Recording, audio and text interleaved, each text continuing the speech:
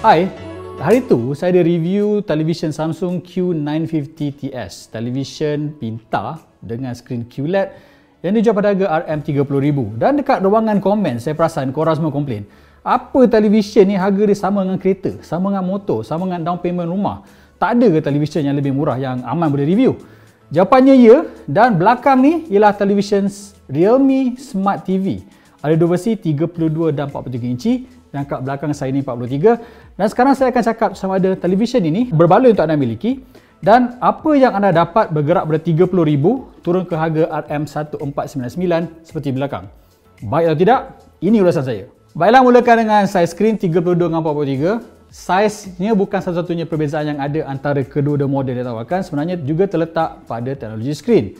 Pada 32 hanya resolusi HD, sementara pada versi yang paling besar 43 ini skrin 1080p. Kedua-duanya masih lagi menyokong hanya paparan LED dan juga menarik sekali walaupun ianya dijual pada harga yang amat mampu milik, ada sokongan HDR, Dolby Audio dengan speaker 24W dan dipadankan pula dengan pemproses 4 teras MediaTek, 1GB RAM dan juga storan 8GB. Dan menariknya lagi ialah ini adalah televisyen pintar yang menggunakan Android TV. Bagi mereka yang tak tahu, kat luar sana ada pelbagai ekosistem dan Android TV ialah yang dibangunkan oleh Google sendiri. Jadi antara kebaikan yang ada ialah korang boleh download semua app yang korang guna kat telefon. So tak ada masalah, tak ada application yang tak compatible, tak ada app yang tak ada. Malahan first time saya buka TV ni, semua aplikasi utama untuk perstreaman ada. YouTube, Prime Video, Netflix. Malahan korang boleh buat turun lagi pelbagai lagi macam iFlix ke, Curiosity Stream ke. Jadi in a way, korang tak perlu risau bahawa tak ada app nak guna pasal kesemuanya disokong kerana ia menggunakan sistem operasi agak advance, Android 9. Jadi tak perlu risau, tak ada sokongan aplikasi pasal kesemuanya saya dah cuba boleh dipasangkan dan dilancarkan tanpa masalah yang besar. Jadi kesemua aplikasi yang anda perlukan untuk menikmati penstreaman dan pelbagai aplikasi lain macam Spotify misalnya, tak ada masalah, boleh jalankan tanpa sebarang masalah. Rekaannya tak penting. Yang penting ialah visual dan saya akan cakap tentang visual okey ataupun tidak. Okey, saya katakan tadi visual sebenarnya boleh tahan sahaja. Saya tak boleh expect televisyen LED yang teknologinya dah lebih daripada 10 tahun untuk memaparkan warna yang accurate. Malahan saya rasakan antara, jika saya bandingkan dengan kebanyakan televisyen di dalam kelas yang sama, macam kita ada review Skyworth sebelum ini dan ada juga beberapa televisyen Samsung kelas permulaan, saya rasa penawaran warna, viewing angle dan kualiti visualnya adalah setanding. Anda boleh expect warna yang pop pasal ada version di mana ada sokongan HDR misalnya. Dan jika anda banyak menonton kandungan 60 frame per second dekat YouTube misalnya, dah biasa tengok kandungan pada kadar segar semula yang tinggi ini, tak ada masalah. Memang nampak smooth, memang nampak cantik. Tapi skrinnya ada beberapa isu yang saya rasa anda perlu tahu apabila ingin beli televisyen ini, iaitu masalah ghosting. Ghosting berlaku apabila terlampau banyak aksi yang pantas, skrin tak boleh keep up dengan the pace dan ada masalah yang tidak jelas dan paparan jadi sedikit muddy dan kabur. Jika anda tengok video klip tak ada masalah, tengok video yang tak banyak pergerakan tak ada masalah, tapi macam tengok trailer movie misalnya yang banyak action, memang nampak ghosting.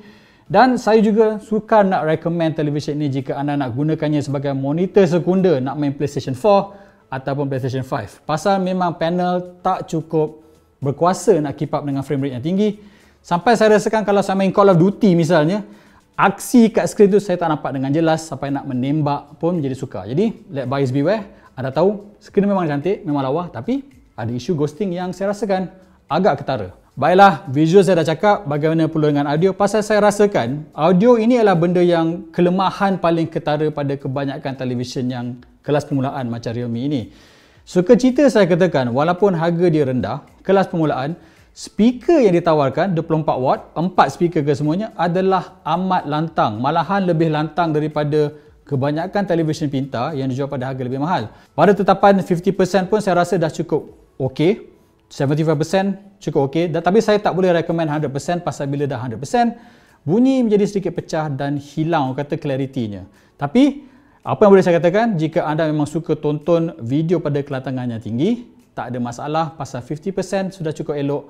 Dan saya harus beri pujian, walaupun harga murah, speakernya tak terasa murah dan amat memuaskan. Saya dah cakap pasal visual, dah cakap pasal audio, dah cakap juga pasal build quality dan sekarang tibanya untuk cakap pasal function Android TV.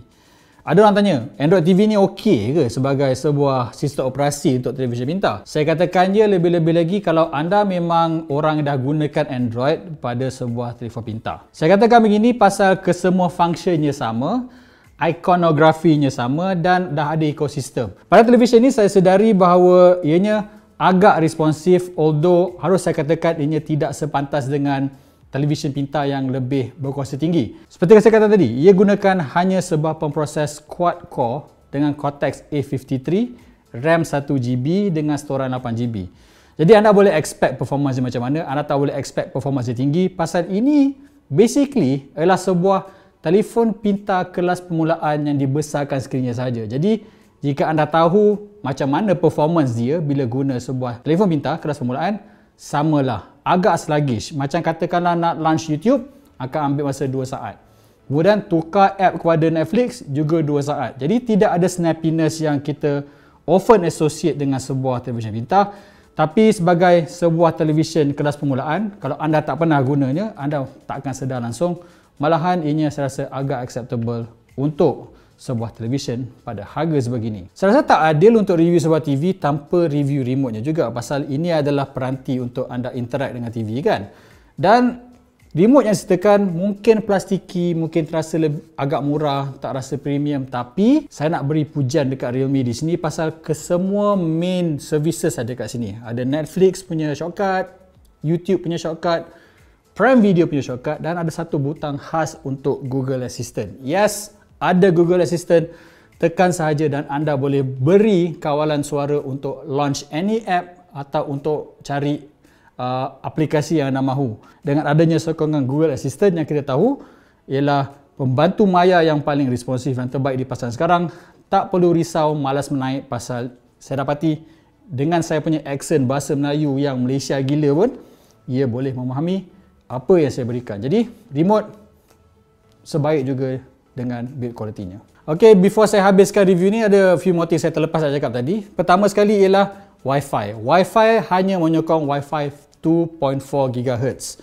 Tak ada sokongan untuk 4 GHz. Jadi kalau anda dekat rumah yang ada fast internet sekalipun, tak boleh nikmati pasal masih lagi gunakan format yang tak berapa laju. Satu lagi nak puji kat sini kalau boleh, before kita end everything, ialah ada 3 HDMI. Saya rasa ialah input yang sangat mencukupi untuk tahun 2020. Dan ketiga-tiganya ada CEC, bermakna kalau anda sambung PlayStation macam saya sekarang, televisyen tutup, tekan butang kuasa kat PS5 dan TV akan hidup secara automatik. Inilah fungsi yang saya rasakan perlu dan saya dapati pada kebanyakan televisyen murah tak ada, tapi ada pada Realme Smart TV.